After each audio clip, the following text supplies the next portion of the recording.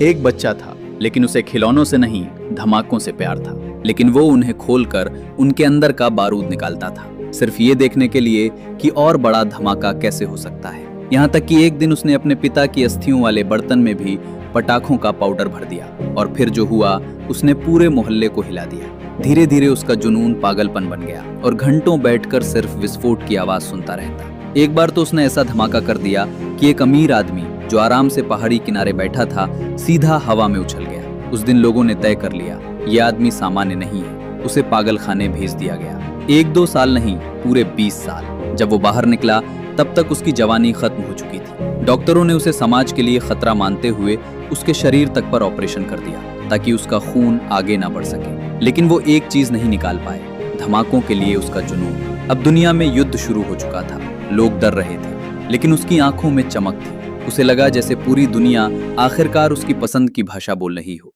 विस्फोटों की भाषा। वो गोला बारूद बनाने वाली फैक्ट्री में काम करने लगा। युद्ध के दौरान उसकी मुलाकात एक क्रांतिकारी आदमी से हुई। वो उससे पूछता, तुम्हें पता है युद्ध क्या होता है? और बूढ़ा मुस्कुराकर कहता, हाँ, बहुत सारे धमाके। दोनों साथ काम करने लगे, लेकिन युद्ध दोस्ती नहीं देखता। एक दिन उसका साथी लड़ाई में मारा गया और पहली बार उस बूढ़े को अंदर से खालीपन महसूस हुआ। उसने फिर खुद को काम में डुबो दिया, धमाके, आग, बारूद।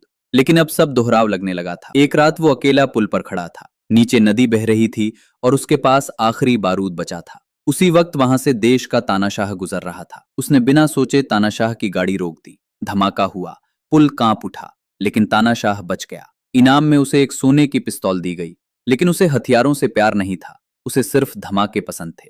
इसलिए उसने वो पिस्तौल बेच दी और अमेरिका चला गया। फिर एक दिन उसने अखबार में खबर पढ़ी, सरकार दुनिया का सबसे बड़ा बम बनाने जा रही थी। उसकी बूढ़ी आंखों में फिर वही चमक लौट आई। उसे लगा उसकी जिंदगी का असली मकसद अभी खत्म नहीं हुआ।